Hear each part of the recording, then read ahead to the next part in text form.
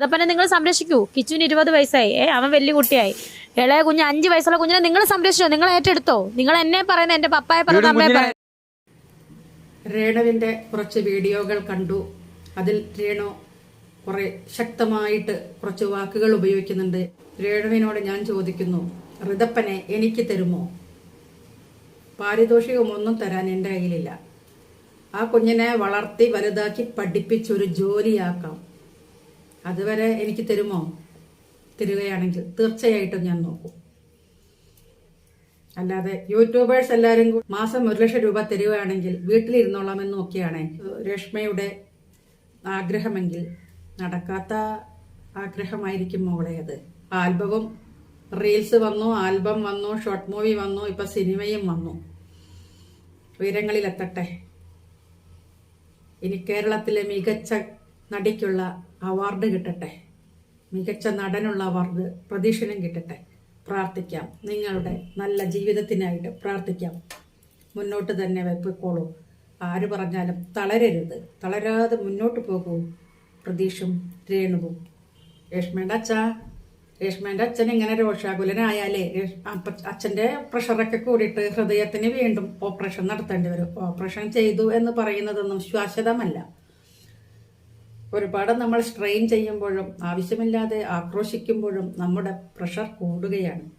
അത് തലച്ചോറിൽ പോയിട്ട് അവിടുത്തെ ഞരമ്പുകൾക്ക് ക്ഷതമേറ്റ് കഴിഞ്ഞാൽ തങ്കച്ച നിങ്ങൾ കോമയായി പോകും. ലാസ്റ്റ് ഒരു കുത്തു കോമ എന്ന് പറയേണ്ടി വരും. അവിടേക്കൊന്നും കൊണ്ടുപോകാതെ നോക്കണേ. ഒരൽപ്പം ശാന്തമാകൂ, എല്ലാം ശരിയാകും. ഇപ്പോൾ ശരിയാക്കാൻ പറ്റാത്ത സംവിധാനങ്ങളൊന്നുമില്ല. എല്ലാം ശരിയാകും. സമാധാനപരമായിട്ട് എല്ലാം ശരിയാക്കുക. വീട് വെച്ച് തന്നവരെയും വീട് വെക്കാൻ സഹായിച്ചവരെയും അവരോട് തങ്കച്ചന്റെ സംസാര രീതിയിൽ മാറ്റം വരുത്തുക. ഇതൊക്കെയാണ് എനിക്ക് പറയാനുള്ളത്. ആക്രോശിച്ചുകൊണ്ട് ഒരാളെ നേരെ കൈ ചൂണ്ടിക്കൊണ്ട് സംസാരിക്കുന്നത് ശരിയല്ല. രേണു പുതിയ വിശേഷങ്ങളുമായി വന്നിട്ടുണ്ട്. പുതിയ സിനിമയുടെ നായകൻ പ്രതീഷും നായിക രേണുവാണ്. രേണു സുധി നായികയും പ്രതീഷ് നായകനുമായി പുതിയ സിനിമ ഷൂട്ടിംഗ് തുടങ്ങിയിരിക്കുകയാണ്.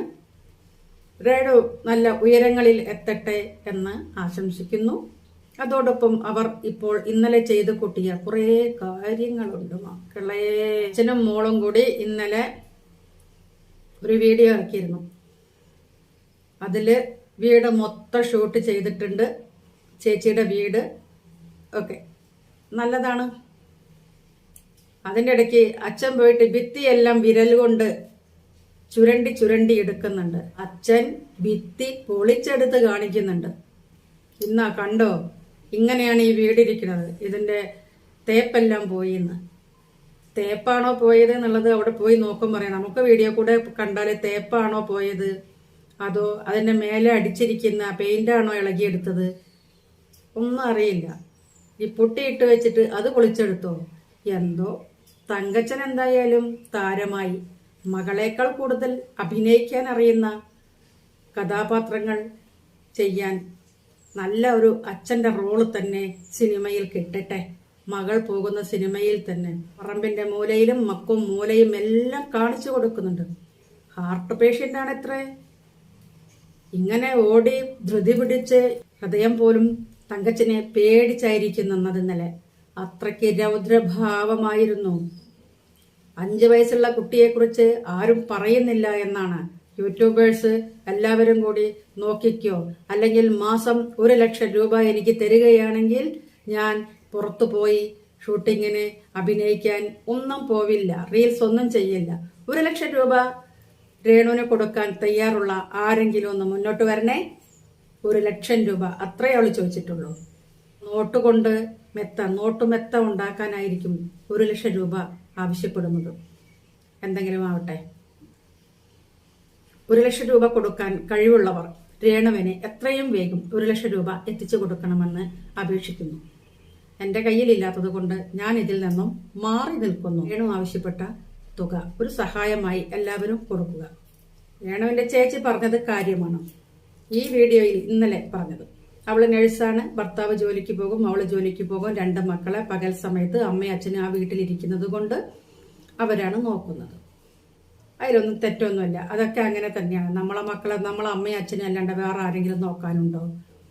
ശമ്പളക്കാരാണെങ്കിലും ശമ്പളം കൊടുത്ത് ഒരാളെ വെക്കാനുള്ള കഴിവില്ലാത്തവരാകുമ്പോൾ സ്വന്തം അമ്മയെയും അച്ഛനെയും തന്നെയാണ് ആശ്രയിക്കുക. അവര് വെറുതെ ഇരിക്കുകയാണ്. കാര്യം അവർക്ക് വേറെ ജോലിക്കൊന്നും പോകാനില്ലാത്തത് കൊണ്ടാണ് അച്ഛനും അമ്മയും ഈ കുഞ്ഞുങ്ങളെ 3 പേരെയും നോക്കുന്നത്. അംഗീകരിക്കപ്പെട്ടിരിക്കുന്നു. താജ് പത്തനംതിട്ടയെ അച്ഛൻ സാർ ആദ്യം വിളിച്ചിട്ട് ലാസ്റ്റിൽ പോകുമ്പം തൻ്റെതൊന്നും എനിക്ക് വേണ്ടടോ, എടുത്തുകൊണ്ട് പോടോ എന്നൊക്കെ, പോടോ എന്നൊക്കെയാണ് സംബോധന ചെയ്താണ് ആ വീട് വെച്ച് കൊടുത്ത ആളുകളോട് സംസാരിക്കുന്നത്. സഹായം ചെയ്തവരെ ആദ്യം സാറേ എന്ന് പറഞ്ഞ് കൈ കൊപ്പിയവൻ പിന്നെ കൈ പൊക്കി ചൂണ്ടിക്കാണിച്ച് ഇങ്ങനെ പറയുന്നുണ്ടല്ലോ.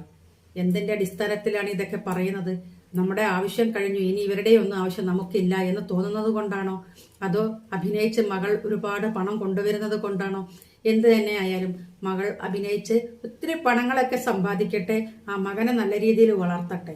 പക്ഷെ അവൾ ഇന്നും പറഞ്ഞിരിക്കുന്നത് അവൾക്ക് ഋതപ്പനെ വേണ്ട, നിങ്ങൾ ആരാന്ന് വെച്ചാ കൊണ്ടുപോയി നോക്കിക്കോ, ഋതപ്പനെ കൊണ്ടുപോയി നോക്കിക്കോ, നിങ്ങൾ എടുത്തോ നോക്കിക്കോ, എനിക്ക് തരുമോ? എനിക്ക് തരുവാണെങ്കിൽ ഞാൻ നോക്കാം. ആരൊക്കെ അനുവാദം തരുമെന്ന് ചോദിക്കും. ആ ഋതപ്പനെ ഞാൻ നോക്കാൻ തയ്യാറാണ്. ഞാൻ മുന്നോട്ട് വരുന്നു. എനിക്ക് തരണം കുഞ്ഞിനെ. ഞാൻ എൻ്റെ വീട്ടിൽ വെച്ച് നോക്കും, വളർത്തും, പഠിപ്പിക്കും, എല്ലാം ഞാൻ നോക്കും. എൻ്റെ വീട്ടിലേക്ക് അവനെ നോക്കാൻ പണം അയച്ചു തരാനൊന്നും അതിനെന്നെ കിട്ടത്തില്ല. അത് ആദ്യമേ പറഞ്ഞേക്കാം. മരിച്ചുപോയ ശ്രുതിയുടെ ആത്മാവിന് ശാന്തി കൊടുക്കണമേ. മരിച്ചു പോയിട്ടും ആ ശ്രുതിക്ക് ഒരു സമാധാനവുമില്ലാതെ കല്ലറയിൽ കിടക്കേണ്ട ഒരു ഗതികേടെ, ഹിന്ദുവായി ജനിച്ച് ജീവിച്ച് മരിച്ച ശ്രുതിക്ക് കല്ലറയിൽ കിടക്കേണ്ട ഗതികേട് വന്നത് രേഷ്മ തങ്കച്ചന്റെ വാശി കൊണ്ടാണ്. ഹിന്ദുവായി ജനിച്ച് വളർന്ന് മരണപ്പെട്ടിട്ട് ആ ശ്രുതിയെ ക്രിസ്ത്യൻ കല്ലറയിൽ അടക്കേണ്ടി വന്നത്. അത് ഒരിക്കലും പൊറുക്കുന്നില്ല. ശ്രുതിയായിരിക്കാം അവിടെ വന്ന് ഈ ബഹളം വെക്കാനുള്ള കാരണങ്ങളൊക്കെ. ശ്രുതിയുടെ ആത്മാവ് ഇങ്ങനെ അവിടെ അലഞ്ഞു തിരിഞ്ഞ് നടക്കുകയാണ്. ശ്രുതിയുടെ ആത്മാവ് തങ്കച്ചനെയും രേണുവിനെയും വിടാതെ പിൻകൂടിയിരിക്കുകയാണ്. തോട്ട പുറകെ തന്നെ ഉണ്ട്.